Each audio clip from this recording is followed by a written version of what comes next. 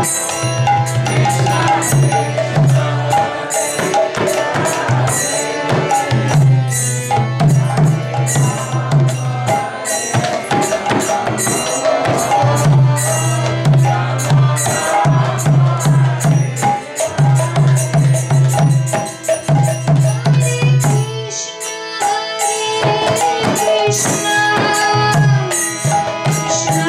Krishna Hare Hare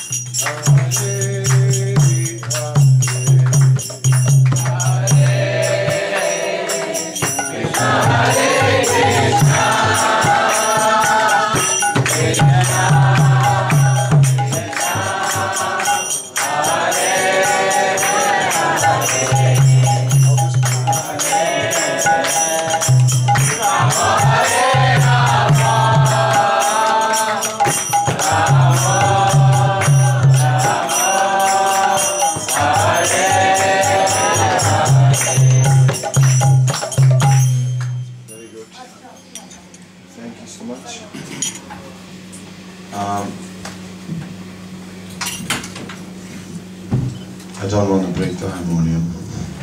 Since Mataji plays it very nicely, it should stay in good condition. So, some other time. There is not so much time anyway. This evening we need pen and paper, because it's a question and answers, your questions. And so we'll write them all down. For those who are too shy to ask questions straight, they can. So we send a paper and a pen around, and then you just ask, you write your questions.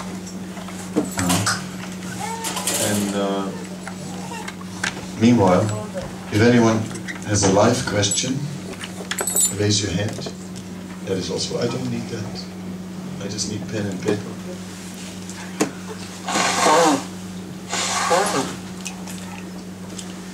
So anyone has a question, then raise your hand and you can ask your question. And otherwise, we'll wait. Can I have pen and paper? I don't want water, I want pen and paper. Here's pen. So, that's always pen. Is there any paper? Every year we have pen and paper. We always do question and answers.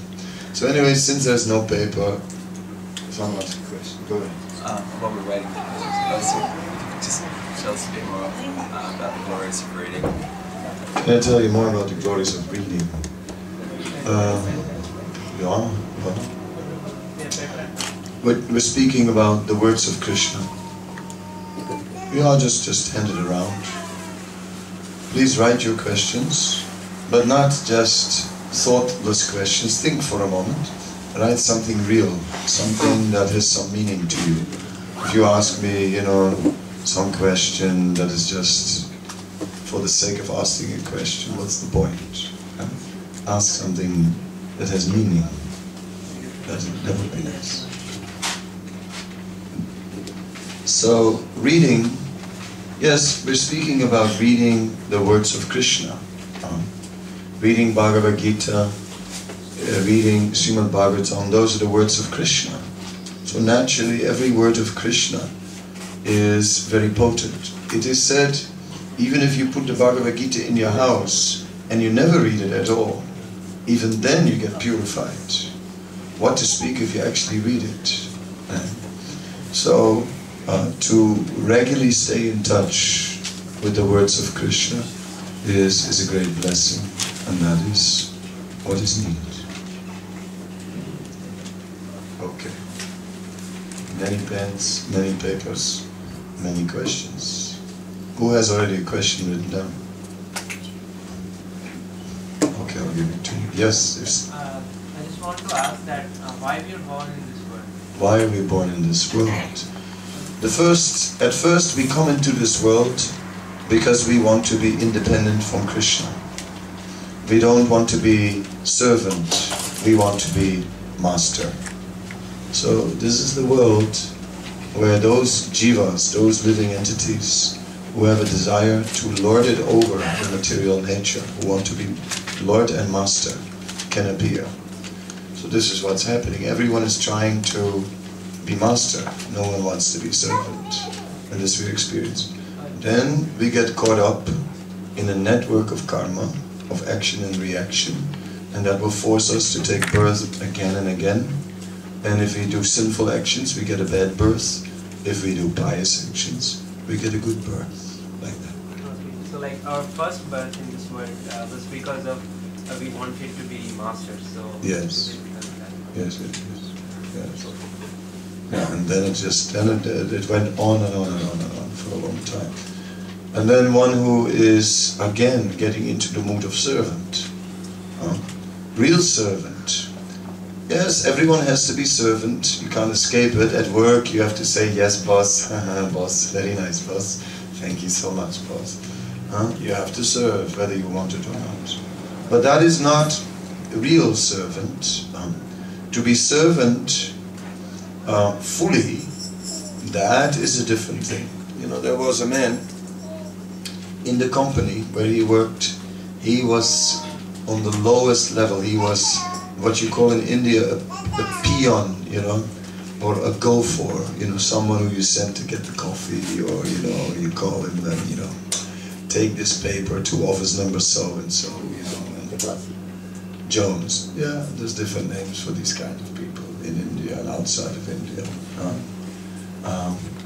So anyway, his name was Jones. Jones. So everyone all day, Jones, Jones, Jones, come here. You stupid Jones. Jones, you have any brain? Jones, you're useless. Jones. That was Jones. And then at night, Jones would come back and he would sit in a chair and he had a dog. And you know the name of the dog? What's the name of the dog? Jones. That's right, Jones. So then he would say, come here, Jones, you stupid dog. Sit up. Right? And Jones would sit up, and then with his foot, he would push over the dog, and the dog would fall. And he'd say, you're useless, Jones. And then again he would say, sit up. Right? So everyone wants to be master in this world. It's very deep. Can I ask another question? Yeah. Yeah, like last time when we went to the retreat to Hare Krishna Valley, Kanana Swami, he said that like sometimes even people don't know like what they want actually. Like they are so much into the like pleasures of this world, and they are so much confused in this world that they don't understand that what actually they want. Sure. Like they go for one thing, they don't find that pleasure. You know, for some time you get, and then you can't. Yeah. You know, no one knows, nothing can give you pleasure for like some specific time. You know, Yeah. it's like that, you know.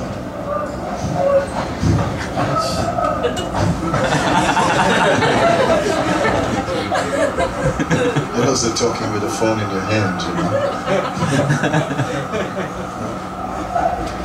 Yeah, but my question was like Prabhu said that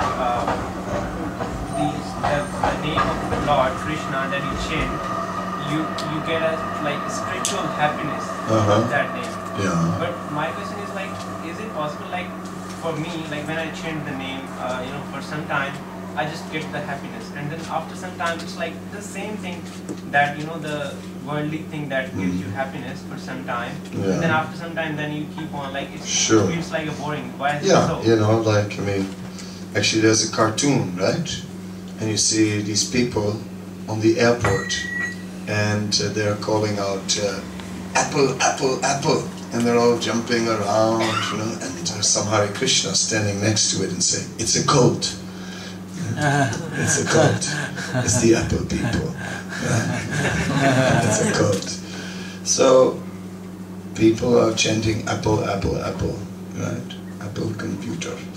Fine, you know, and some pleasure is there, but then after a while, the pleasure is gone, and then you look for a new pleasure. So is it the same with spiritual life?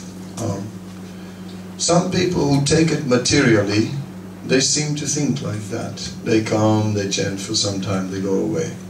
Right? Some do. But those who at the same time are hearing from devotees, they begin to see that there is actually more to it than one thinks at first sight. Or those who have some sukriti from before, they have already done some service before, unknowingly, or from last life, or something in this life. They didn't know, but somehow or other they did something. They have a special drive. They can go longer. Or those who have suffered in the material world, they also, Chaturvida bhajante mam. It is said 4 types of people are coming to me, Krishna says. Those who have suffered material distress, those who are looking for improving material conditions, those who those who are looking for spiritual knowledge, and I forgot one. Inquisitive, thank you. And those who are curious, out of curiosity. Well, so these are the 4 types of people that come But when they are in the association of devotees, then their initial interest changes and they see, actually, it is much deeper than I thought. Actually, there's much more to it. Yeah. So in that way, yes, in the beginning we can come superficially, but then after some time we can go deeper. This is how it works. Okay, and one last thing. One last. Yeah, like it's very difficult for me to decide. Like I have been vegetarian for the last like 2 or 3 years, but what if like I get a job in McDonald's, job opportunity in McDonald's or rejects where I am supposed to deal with the non-veg? So yeah, you will go to hell together with Ronald McDonald. What can I say? You won't be alone.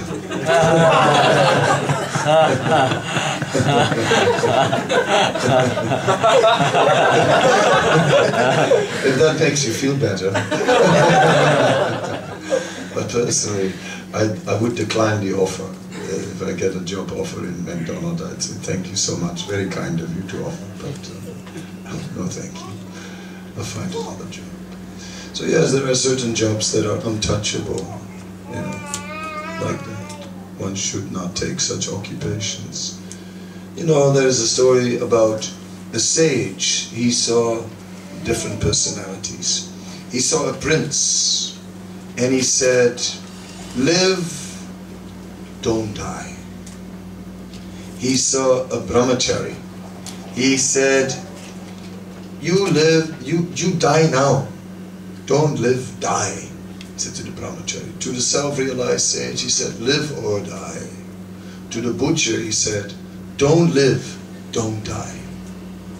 So why to the prince, live and don't die? It's obvious. He had everything, but at the end of life, he'll get reactions, he'll lose it all. To the brahmachari, yes, don't, just you die, because now you are in the best position. Later you may not be. Better you die now. So of course we wish all the brahmacharis. So. And then who else did I have? The self-realized sage. Doesn't matter whether he dies or lives, the same.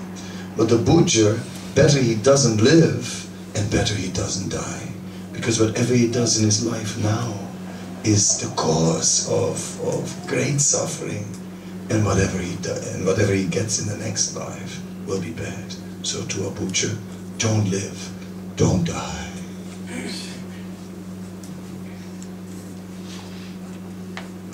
Any written questions? Is there anyone who can write actually in this room? One question, Manji. That's your question. Not a written one. Okay, well I got a written one here, so you're next. I got some more written, and then you're coming next. Okay, Haribol Maharaj. Why is it important to glorify the Lord? Because the Lord is the reservoir of all pleasure. That's why. And He's engaged in pleasure activities. That's what it is. And we think that this dry world is giving us pleasure.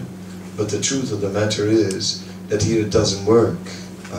As the old song from the West goes, I can't get no satisfaction. And I try, I can't get no satisfaction.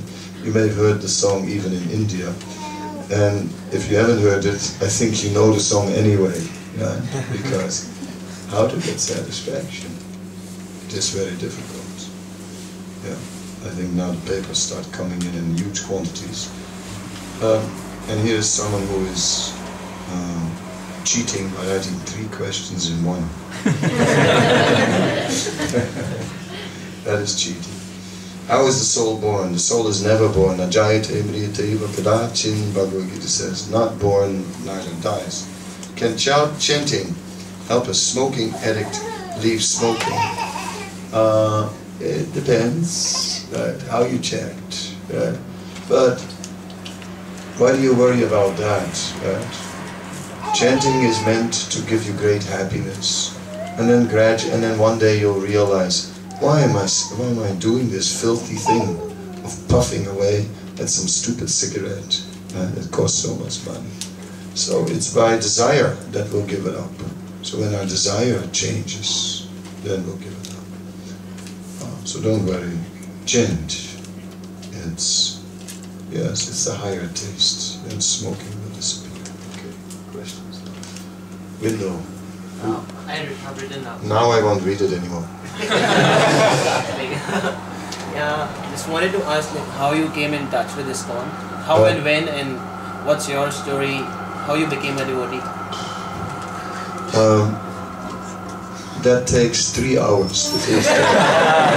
Seriously, that's a whole seminar.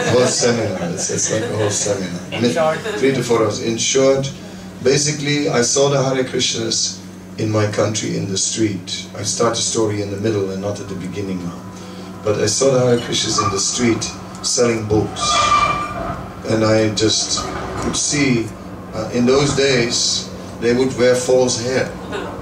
Yeah? Wigs. Yeah? Because they were shaved up and then they had wigs on top. So I could see immediately, that hair is not real. Just like him, you know? Everybody can see it, right? That it is false. Yes. Nobody has hair like that. So I could see it straight away. They must be bummed, huh? So as they're standing there with their books in the street, I think, yeah, they're trying to convert me, you know. So I had been in India and I had learned how to deal with some beggars in the street, you know.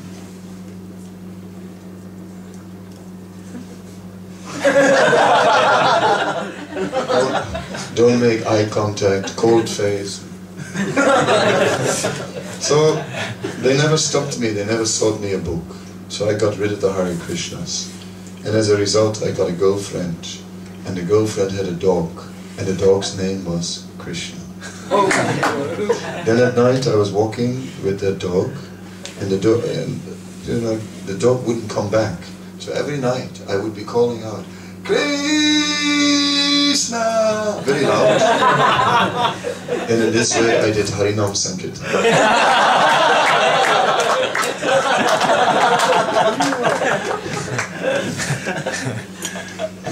That's a short story.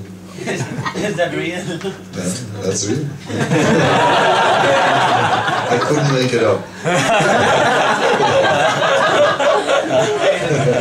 Real life is more far out than it takes 3 hours. Anything you could take out. Yeah, the whole story is longer, a lot longer. Some of the time. We do special seminar if you want. Okay. Just adding to Prabhuji's question, that we've come here because of envy towards Krishna. Who says that? He didn't say that, nor did I say that. Adding to his question, so we've Okay. understood that we're here because we're envious of Krishna, and that's why we've been sent to this material. No. Wrong. Please correct me. Yes. How can you be envious in the spiritual world? Yes. No, you cannot be envious. In the spiritual world is an ocean of transcendental love. It is an ocean of exchange between Krishna and his devotees. You think that in the middle of all that, you know, loving Krishna, suddenly one day Dracula appears and you become envious? How is it possible? Maybe I misused my independence, but why did I misuse it in the first place? Well, it is like this. It is not, you're jumping to another question, but the point is this. It is said in English, curiosity kills the cat. You've heard that saying. It's curiosity. That the living being is part and parcel of Krishna. The same qualities of Krishna are present in the jiva, in the living being, but in minute quantity, like the drop of the ocean in the ocean. So, therefore, because in Krishna there is independence, within the living being there's also independence. So upon serving Krishna, upon eternity, one time one might come across the possibility, actually, I could also, instead of serving, I could also be the enjoyer. I could be. As soon as one ponders the question, one is in what is called a tatastha state, a marginal state. Tatastha means in between, marginal. Neither here nor there. One is then not absorbed in loving service to Krishna, and one is also not fallen. One is not envious. One is simply curious about the possibility. Then, okay, make space for the ladies. The ladies are somehow or other in the kitchen. I don't know what to think of them. Anyway, back to the original question. So you got the question. The answer is we are in the tatastha. We're in the marginal state. Please sit down because you're distracting me. I'm going to beat you. And for the third time I have to start the answer. Alright, we're back. Okay, so sit still. What else?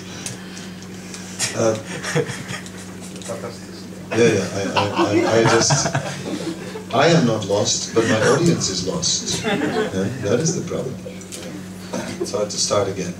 Alright, so we're in the spiritual world. We have the same qualities of Krishna, independence. Then upon eternity comes the possibility I could be the enjoyer instead of the servant. And as soon as we start meditating on that question, we are not absorbed in serving Krishna. Therefore, it is a tatastha state. We're also not actually gone down to enjoying the material energy. We're only pondering the question. Therefore, we're in the marginal position. From that position, we can say no and return to service, or we can say like, well, maybe it would be interesting. And then we begin our sojourn in the material world. And envy comes in a little later then. That comes in then when we go down to the material world. Then we are there to be Lord and Master, and then we are in competition with Krishna. Just two small questions to tag on to that, just for further clarification. So when I was in the spiritual world, in my real identity, I was also full of knowledge, wasn't I? Or yeah, you were. And still I decided to. Still you did. Because of your minute, you have all. We are infinitesimal living beings, and the illusory energy is very great because it is the reflection of Krishna's spiritual energy. Therefore, the material energy is so attractive because it gets its attraction from Krishna. Even it's a reflection of Krishna's spiritual energy. It's so attractive because the reflection of that. So therefore, it's a very attractive thing. So since we are so small and infinitesimal, and we don't have unlimited knowledge. In the spiritual world, the living being is Sat Chit Anand. He is situated in eternity. He is situated in knowledge, and he's situated in happiness. Now, the knowledge that he has is not unlimited, but he knows what he needs to know. Yeah. Krishna's qualities, Krishna's opulences are unlimited. Even Krishna himself doesn't know the limit of Krishna. So one can never know Krishna in full. Yeah. Even Krishna, it said Krishna's knowledge is always in competition with his qualities. When Krishna finds out that there was a quality that he wasn't aware of, his knowledge increases.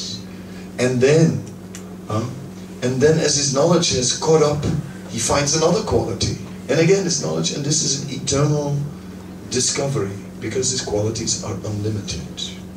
So we are only knowing that which we need to know to express our love. Yeah, it is that. Here we're always feeling blocked, in every way. We never have enough money, we never have enough intelligence, we never have enough of anything, we never have enough knowledge. Here you always get less than you need. That we all experience, and therefore we are all experiencing some frustration. Maharaj, the last question to tag on to that. So we begin our journey somewhere in the material world, in the 8.4 million species. So Yeah.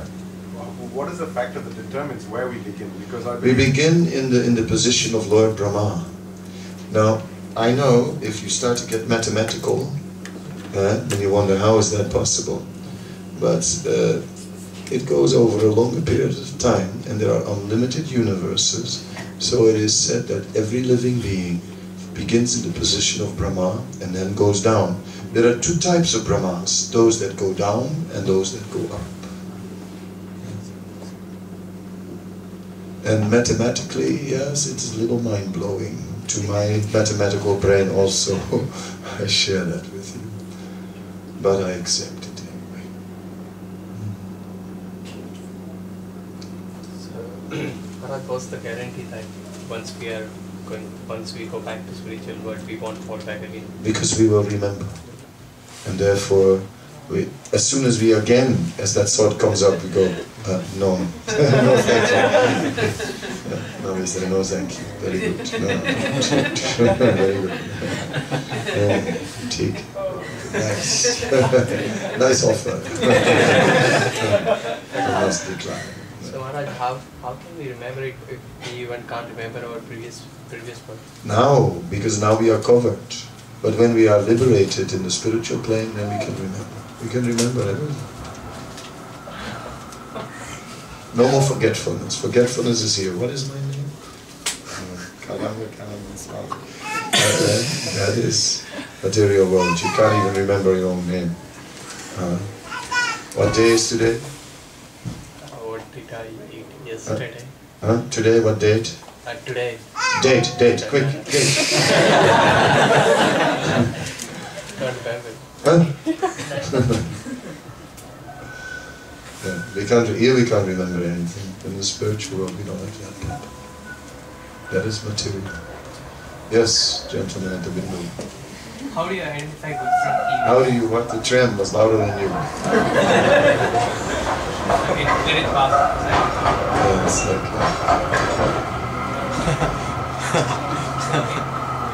How do you identify good from evil? Because we are always influenced by what is good and what is evil. Very difficult.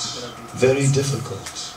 You know, I mean, you sincerely want to help someone, and you decide to donate some organs, you know, after you die, of course. Anyway, and then, you know, the day comes, we all have to go, and someone gets your liver, right? And they get a liver transplant, and then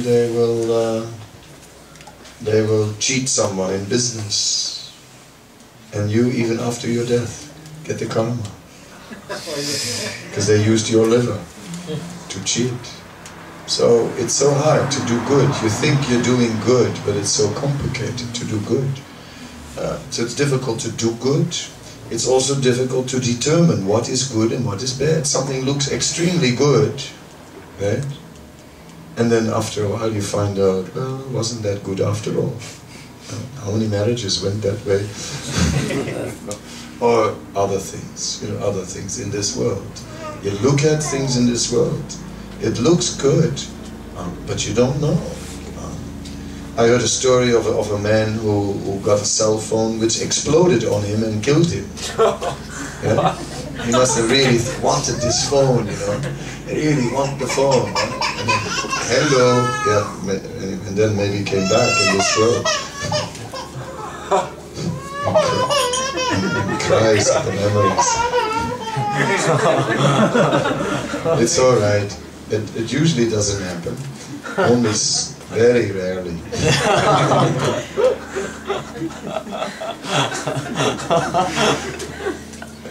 Now you see my point. So it's very difficult to determine what is right and what is wrong. Therefore, mundane ethics, right, is always falling short. Yeah?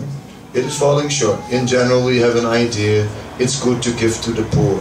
Right? A lot of people would agree, you know. Is it good to give to the poor? All in favor? You know, a lot of hands would go up. But not necessarily so, because they may misuse it. Right? So, but whatever Krishna says, that's guaranteed. That's okay, you know. So if you take the Gita, then you're sure. Therefore, it's so nice if you live by the Gita, because it takes us off this whole mental platform of deciding, is it right, is it wrong? Very difficult question. Abortion. You see it in Delhi, Delhi railway station, you see everywhere nearby on the wall, abortion and a telephone number. Not only in Delhi, but I've seen many times on the wall, abortion and the telephone number. So it's going on, right? It's going on. So is it a good thing or a bad thing? Tell me. No, honestly, tell me. No, it depends. Depends. It depends, really. If you are in a position to give a good life to the child, then it is bad. If you are not in a position to give good life to that child, it's better not to bring it in this world. So it depends. Okay, but how do you know what you can give the child? Well, going by my current status. But you cannot be sure, because maybe that child will get some blessing. Maybe the child is born in a very poor family by the side of the road, and maybe I'll drive past and say, oh, this poor child, I will pay for the education of the child. You don't know. So how can you know? That's the precise question. That's the precise question. Yeah. How can we know whether How it is can we good or know? not? Yeah. So Bhagavad Gita is clarifying it completely. We simply stick with that, no problem. No problem. Krishna takes the responsibility then. And of course, in scriptures, abortion is not sanctioned, by the way. Not even for such emergencies where you think the child won't have a good chance. No. Nay. So anyway, according to scripture, anyone who paints such things on the wall and telephone numbers is sharing in the karma.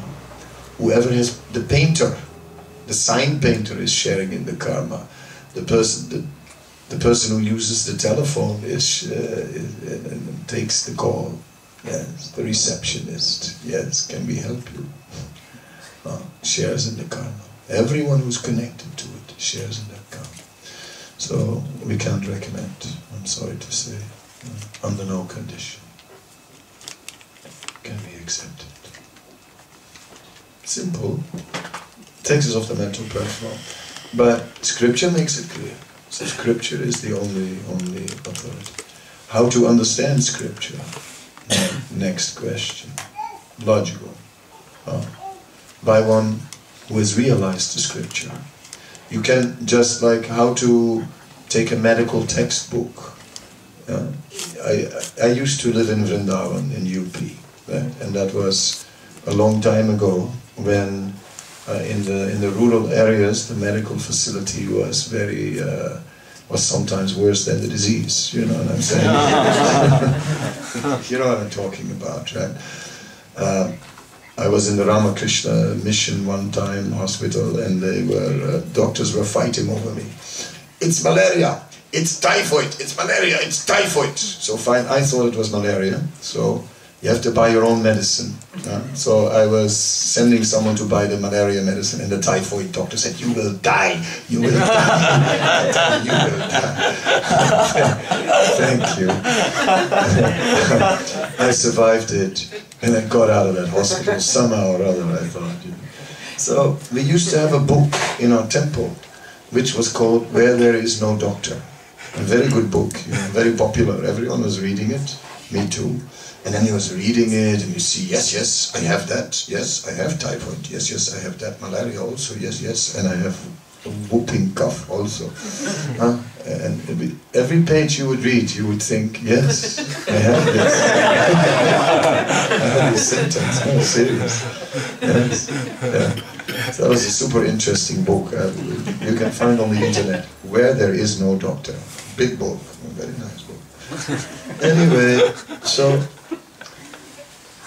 it doesn't really replace a doctor, I can tell you that. Right? Better go to a good specialist and let him figure it out. Right? In the same way, if you want to understand the Gita, you have to get it from a realized soul. Therefore, next to the Gita must also be a guru or guru parampara, different gurus on different levels, teachers. There must be teachers. Alone, doctoring with the Gita, good luck. You may cut your leg and think it's a good idea. Yeah. Meaning of Hare in the Mahamantra. Hare means, well, we begin with Krishna. Krishna means the all-attractive. Hare means the service offered to the all-attractive. And Rama means the happiness, which is the result from that service. And sometimes I feel it is cruel on the part of Krishna, nature, that a soul has to go through 8.4 million species as a punishment. Please help me correct this thinking. Yeah, I talked about it the other day. It's like everyone likes to think that he is good. It's like that, you know. Everyone thinks I'm basically good. Basically, I'm good. Everyone thinks I'm basically good, and okay, due to circumstances, I am forced to do these things, but actually I am good. I'm a victim, really. No, serious, you know, I mean, I got into crime. If I really tell you how I got into crime, actually, yeah. I got into crime because, actually, you know, in my family. No, really, my mother. You know, she didn't even have the basics, you know what I mean, for survival. It was intolerable. And then, and one day, I was in the bank, and I forgot that I had my gun in my shopping bag. I was actually looking for a pen, you know. I thought it was a pen, I pulled out the gun, and immediately they gave me all the money. I tell you, and then as I walked out of the bank, with all this cash, I was thinking, maybe it's God's arrangement. And then I brought it home for Mom. Actually, I'm just a victim. So everyone tends to think of himself that he's basically good, I know, I did some bad things after that. Yeah, you know, I was in bad company, and if one thing comes another, but actually, you know, it's like, I didn't really want to do it, actually. And those few people that I killed, they deserved it anyway.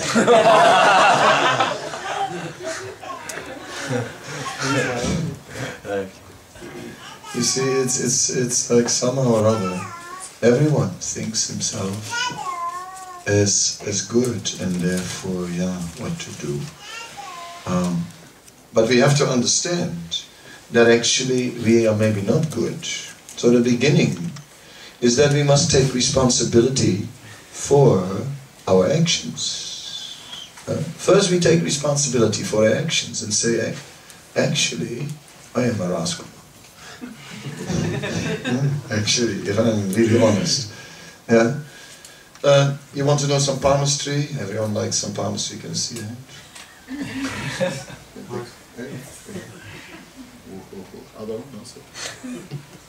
Well, he's a good man. You know, if you look at the hand, you look at the little fingers, right? Okay, check out your little fingers, yeah, look at them. Are they straight or are they bent? If they are straight, well, let's say if they're bent, right? If one is bent, you are a businessman. If two are bent, you are a cheater. If they're straight, then you're basically honest. Of course, you could still cheat, but less chance. So he has some business sense. It's all right. Yeah, well, borderline. Still forming, it's still on the way. Put some wooden sticks at night. Whatever maybe. So it doesn't matter. Even if your fingers are as crooked as anything, if you chant Hare Krishna, even then you can become purified from those fingers. So that is our good fortune. Because we are not our fingers. So this is our good fortune. And anyway, so this punishment, right? We should take responsibility for not being so qualified. And therefore, it's, you know, the criminal is always saying, oh, why are they punishing me like this? Yeah, because you're a rascal. And, you know, you've done all these crimes. Yes, no, but it, you know, Your Honor, it was not really my fault. You know. Anyway, you've done it. Now you will be punished. And you will have to go through it sometime so that you can think about it for some time and get over this. So, when a human being becomes so degraded that he doesn't care for any other living being anymore, then he's no longer a human being, then he's an animal. That's jungle. You see, you know, the nice cat, you know.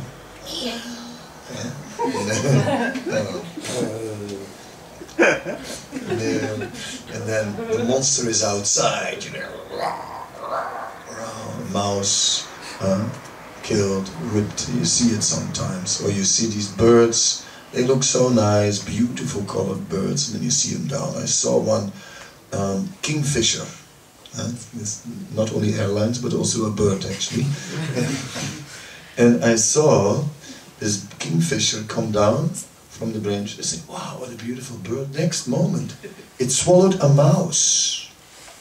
It's a whole mouse. I said, whoa, he's not a vegetarian.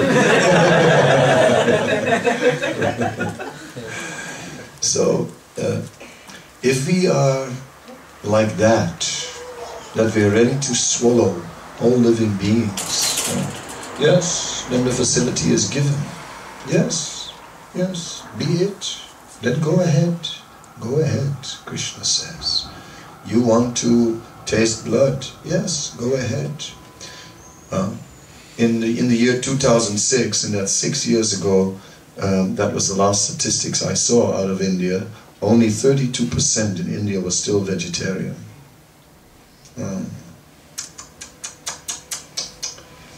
But the funny thing is that no one eats meat in India. No one. Everyone eats only non-veg. So that's interesting because it means that veg is the standard. Think about that. If you're eating non-veg, right, then veg is the standard. If you would say today we're eating non-meat, then meat is the standard, right? Yeah, and veg would be the special thing. But if you say we're eating non-veg, it means veg is the standard and non-veg is the additional thing. Just see, everybody knows. But 32% only, 68% in 2006, and I think in the last 6 years, a few more percentage have been added. Because the trends are changing very fast. Yeah. So Prabhupada said, India will be the country where people will be the most exalted and the most degraded at the same time in Kali Yuga. Yeah, and if you go in Delhi for an operation, you have to be careful because they may take out a few more organs than you go in. Appendix, yes. Well, this is immediate operation. The kidney is also gone. Not everybody knows. This is all over the papers all the time. Doctors get caught all the time. Right? But what about the ones that don't get caught? And what about that appendix operation that you had? How many kidneys do you have?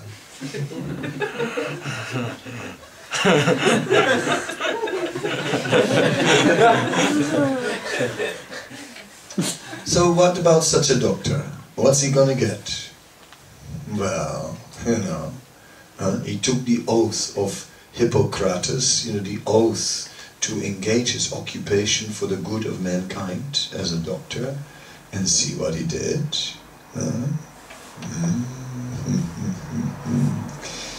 He has to suffer a little bit. No, I'll never do it again. No, that's not good enough. No, you have to suffer for a while to free you from this selfishness. Yes. What about the life that kidney is saving on the other way? The kidney saving, well, that's okay, but still you can't steal someone's kidney. Maybe I stole it to save people's lives. Yeah, to save my bank account. Come on. That's an argument of your lawyer. But the judge will not go for it. Convicted. So, how can we practice compassion? Look at that. Towards fallen souls, instead of feeling compassion to the body or compassion for ourselves. Yes.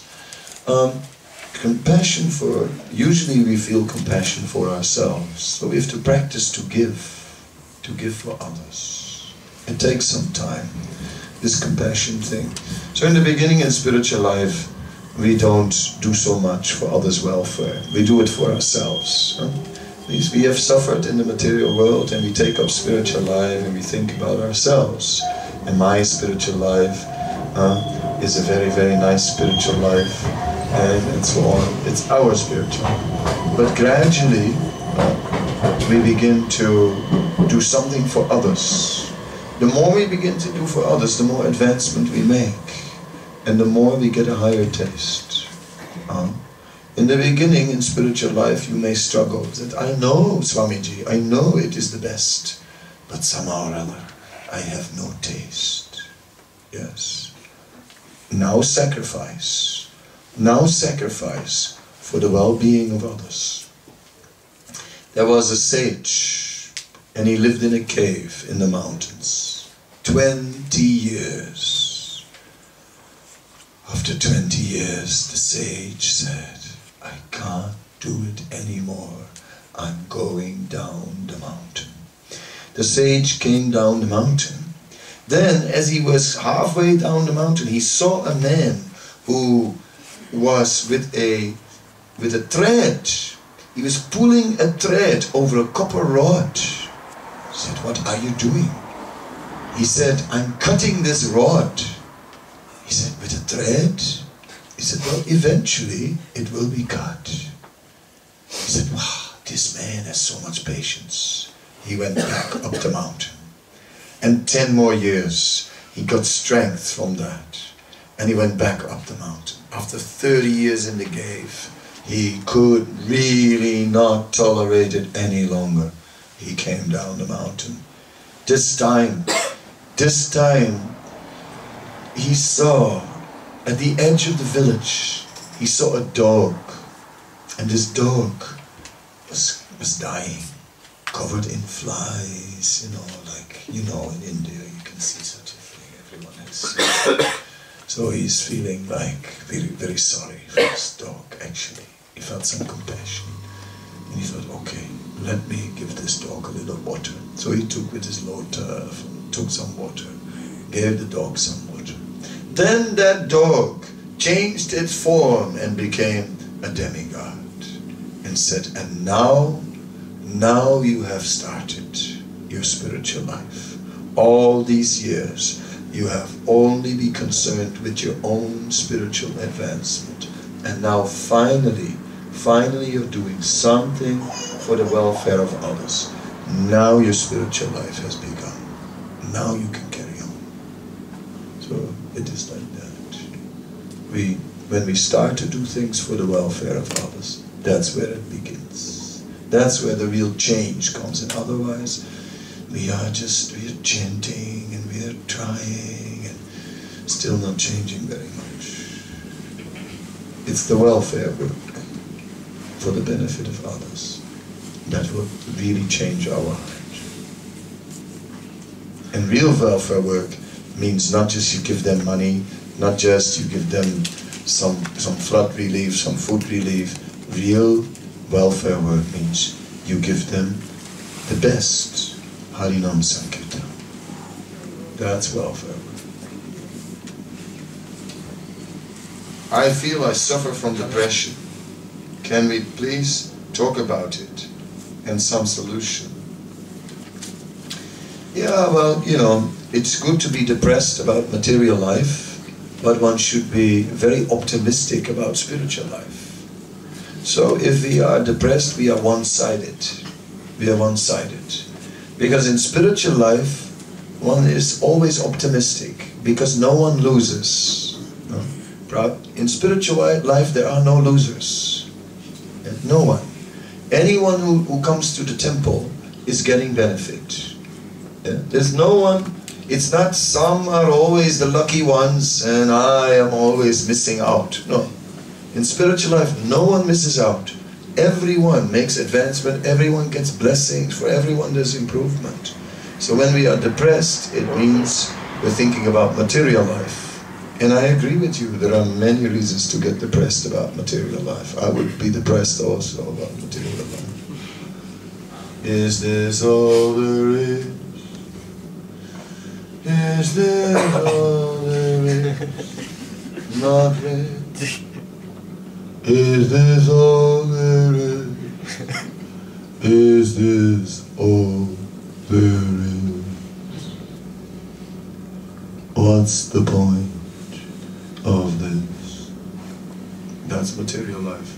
All reason to be depressed. So don't worry about it. It's totally normal. You're healthy, and all you have to do is take up some spiritual activity, and the positive element will come into your life.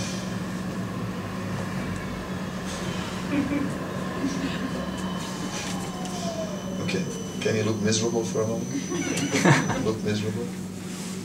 See? Before. And now smile, please.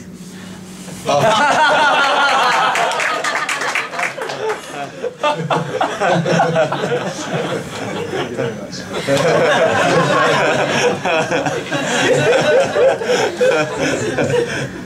Well done. I knew there was an actor in you. I can see it. Okay, anyone else? Question? No, you're just waving your hand. How are you? Let me keep on reading, huh? Yes. How can we practice again? No, this I already had this one. Sorry about that. Still bread. How you came in touch? I did this. Okay, how I came in touch. We are always surrounded by material energy. How do I utilize material energy in the service of Krishna? Yes. Yes. I saw a beautiful four-wheel drive, and the number plate said, "For you, Krishna."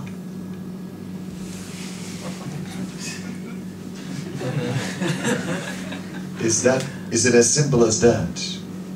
Or is it partially for Krishna and partially for us?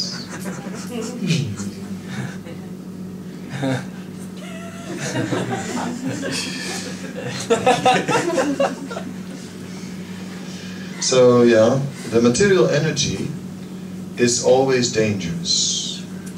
The first principle is that for our own private life, we don't need so much. We should keep life simple. Yeah, we should keep it simple. For service, yes, then we can accept so many things. For service, oh yes, I use all these material things. But for my own private life, only what is necessary. This is the example of the tortoise. The tortoise keeps its legs within the, what you call the house, and the shell. Yeah, shell. Sort of shell. Shell. Okay, shell. Keeps it in the shell, and then when it needs to walk, the legs come out, and then back in the shell. So in this way, a devotee is using the material energy when it's needed for the service of Krishna. but not, you know, that we are trying to catch up with the neighbors, you know what I'm saying? Everyone has a new car and we still are driving the same old Toyota. My God, you know what is going on. Keeping up with the Joneses is not so recommended. Yeah. So in this way, of course there's a difference according to ashram. Like my recommendation to the brahmachari is that at least once a week the brahmachari should do a major cleanup in the room and put everything that's in the room outside. And then when it's time to put it back in, ask 3 times, do I really need this? Do I really need this? Do I really need this? And if you can't answer yes, don't put it back. That's my advice. Because things are collecting, right? Collecting, it just happens. So that's the brahmachari mood from be very careful, use as little as possible. The grihastha mood is like, well, if you can't, if it's allowed to use it for Krishna, why not? It might come in handy sometime, right? So that's the opposite mood. So there are different ashrams in Krishna consciousness, and one can choose accordingly. Of course, the more you get into that mood, well, you know, why not? If it's allowed, we'll try it. If we can use it, why not? But some grihasthas are a little more relaxed. They're also a little more simple. That's to their advantage. Sometimes the household ashram is described to be a deep well. And some people, when they go for that ashram, they go 1, 2, 3, head down, right? But there, usually in the wells, there are also brackets on the inside, like a ladder to climb down. So you don't have to go to the bottom. It's not a must, even in the household ashram, to go to the bottom. Why would you go to the bottom? I would keep it simple. Live a life of spiritual quality. That will only be to our advantage. Why get unnecessarily entangled? But for service, yes, we have to do. You know, my parents, my father always wanted a big house. So, and we grew up in a house where we had 3 children, and everyone had a room, his own room. Each of the children had his own room, and there was a guest room. So, it seems to be big enough, right? There was a guest. But no, he wanted a bigger house. And then he got a bigger house, and just at the time that when he got the house, within a few months, my sister and myself became independent and moved out into our own place. So then he had this big house with so many rooms, and he treated it like a museum. Anybody who would come get a full tour of the house, you know, take 45 minutes to see the whole house. And here is the Italian marble, and this is an antique table, and this mirror actually came from France and was originally in a palace, and he would go on and on and on about the house.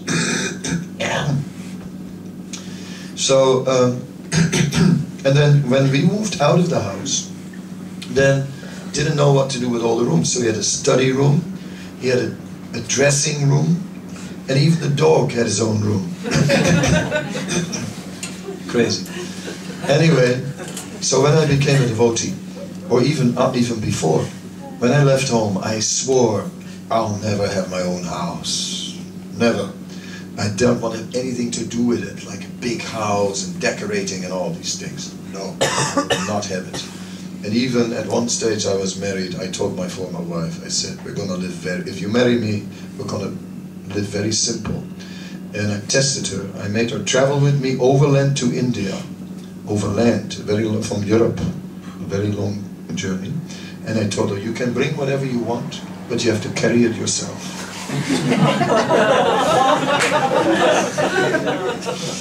And she did. Sometimes she tried to put something in my pockets. I said, no, you have to carry it yourself. I was very strict. Anyway, I tested her like that. But, so I never wanted a big house. And then in devotional service, what happened was, I became in charge of the construction of Srila Prabhupada's Samadhi Mandir in Mayapur. the biggest house, right? And I had to just get involved in building it and decorating it and all these things. And it's like I could see Krishna's got a sense of humor. Yeah. So for Krishna we can do, but for ourselves, keep it simple. That is how we deal with the material energy. The questions are finished, then it's time to go home. We call devotees who have the same spiritual masters God brothers and sisters. What is the difference to other devotees? Aren't we all God brothers?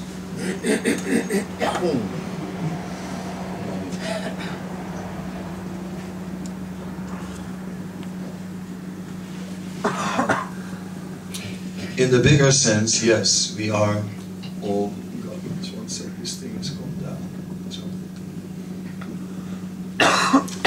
In the bigger sense, we are, of course, all brothers and sisters and so on. That's fine, and every devotee feels that, you know. But then we call the disciples of the same Guru, we call God brothers and God sisters, because there is also something like a family. And each spiritual master is preaching in a particular way, emphasizing some points a little more than another, and everyone has this personal nature, and all the disciples of that Guru are simply surrendered to him and are taking that serious, and Krishna accepts that. So, like I gave this morning the example that one Guru suddenly initiated one disciple and asked 25 rounds on Ekadasi. All the others were initiated at 16 rounds only, and this one was 16 rounds plus 25 on Ekadasi. So, man says, yeah, but can one spiritual master initiate on different standards than the others? Then what kind of society do you have? There must be one standard for all. No, no, not exactly.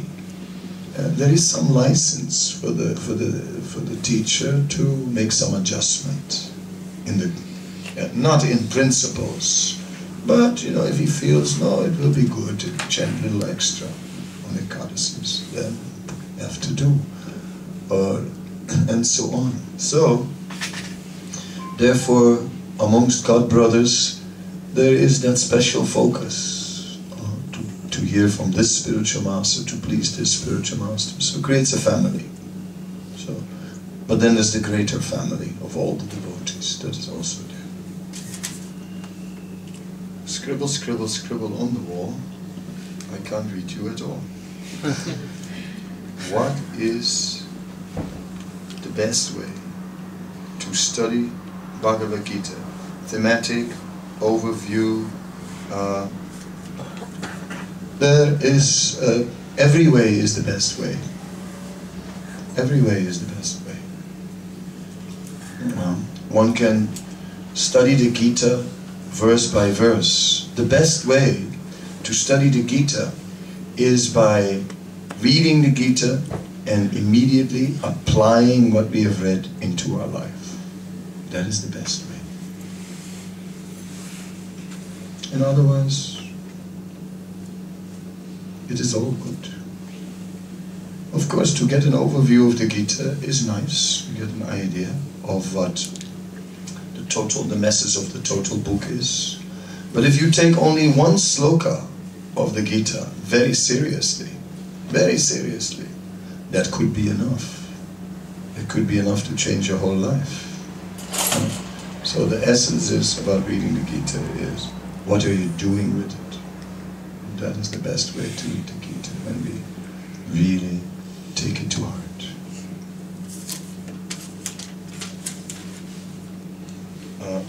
Okay, we've done that. Yeah, I'm finished. Okay, thank you very much. It must be that you want me to go. So, in that case, what can I do? Is it? I should go. Chalo. Jao. Bahar jao. Jaldi. हो गया, 9 बजे चला गया, हम लोग तो भूख हैं,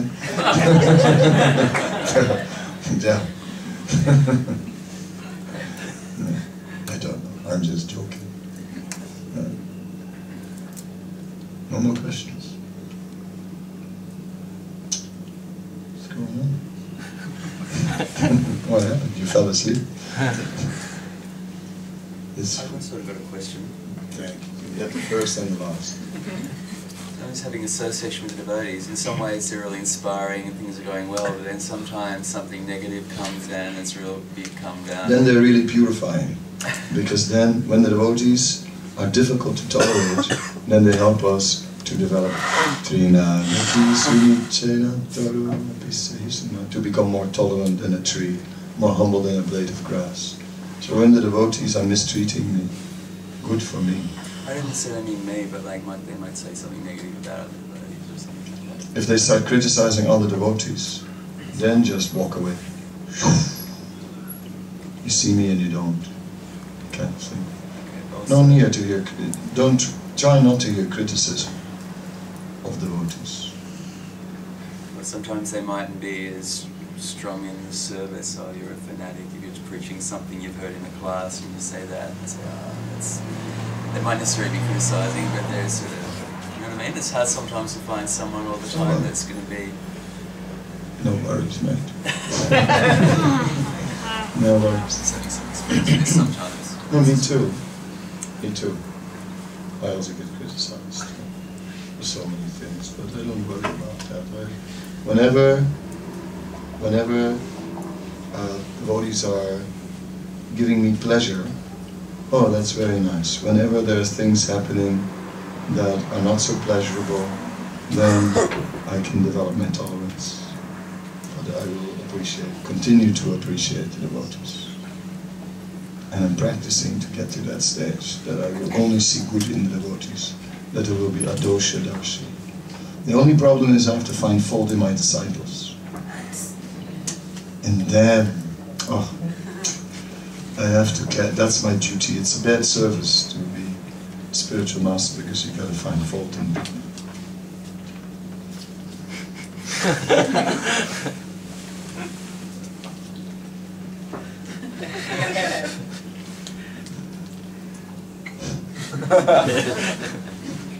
But everyone else, they have no faults.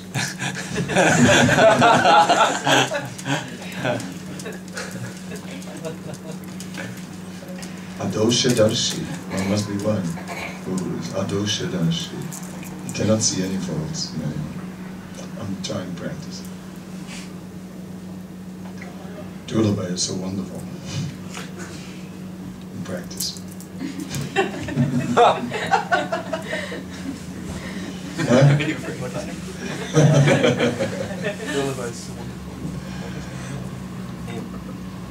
Okay, I have to go now, I guess.